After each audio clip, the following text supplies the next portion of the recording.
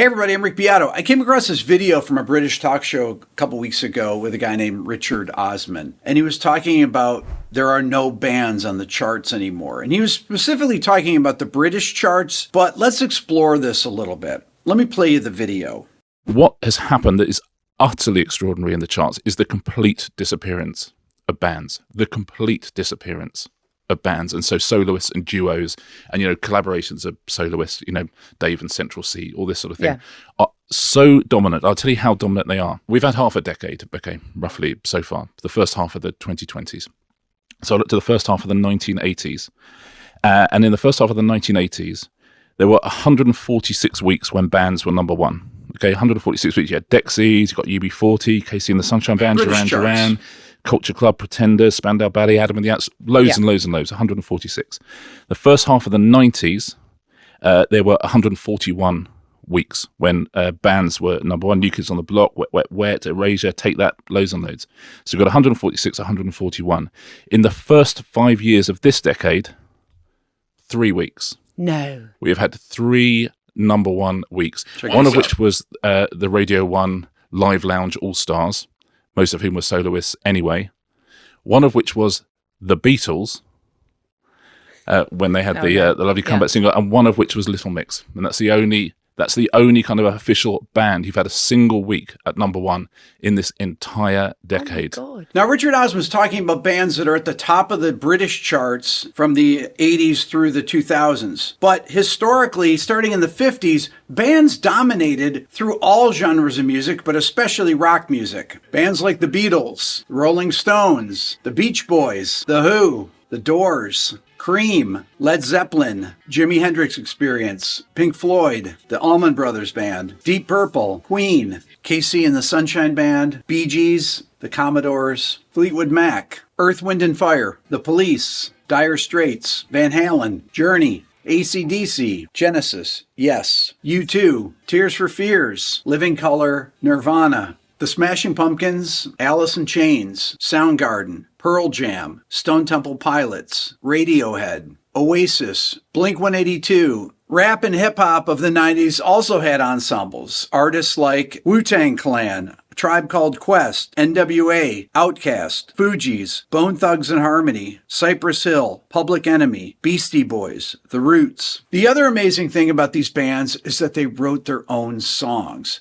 Now, you would have artists like the Supremes or the Jackson 5 that were part of Motown that have songwriters like Holland Dozier Holland that wrote for the Supremes, or the Corporation that wrote for the Jackson 5. But for the most part, they wrote their own songs. Now, you would have artists from the 70s and 80s that would actually split off. For example, Peter Gabriel and Phil Collins from Genesis, or Sting from The Police, that would make their own solo records and have massive hits that they still wrote themselves. This didn't really change until the late 90s and early 2000s. This is when you started to have boy bands, for example, Backstreet Boys and NSYNC, that would have these co-writer producers or writer producers that would write their huge hits.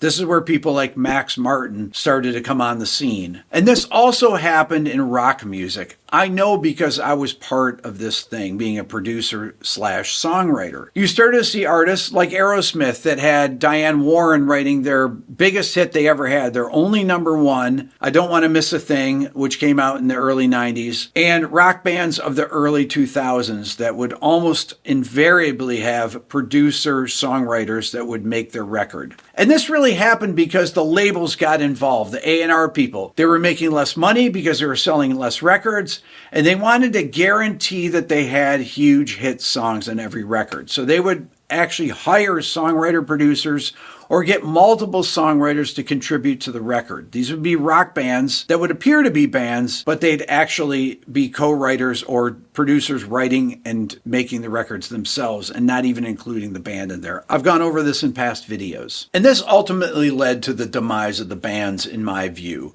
If you're going to have someone like myself, for example, that the label's going to hire to co-write with the singer of a band, and I play all the parts on it, and I get a session drummer to come in, even though the band's got a drummer. By 2010, it just made no sense to actually sign bands because it wasn't worth it. And that brings us to where we are today. If you go to the top 50 chart right now in the US. You have Sabrina Carpenter, you have Lady Gaga, Bruno Mars, you have Jimin, you have Chappell Roan, Billie Eilish, Post Malone, Morgan Wallen, Shabuzi, Kendrick Lamar, Tommy Richmond, Hozier, Zach Bryan, Casey Musgraves, Benson Boone, Teddy Swims. It's just literally all solo artists. So next as an experiment, I put together a list of the top 400 artists in ranking of monthly listeners on Spotify, and I looked to see how many bands on there were created in the last 10 years. Take a guess how many. You might think, oh, I don't know, 25 bands, something like that, in the top 400 has to be a lot, right?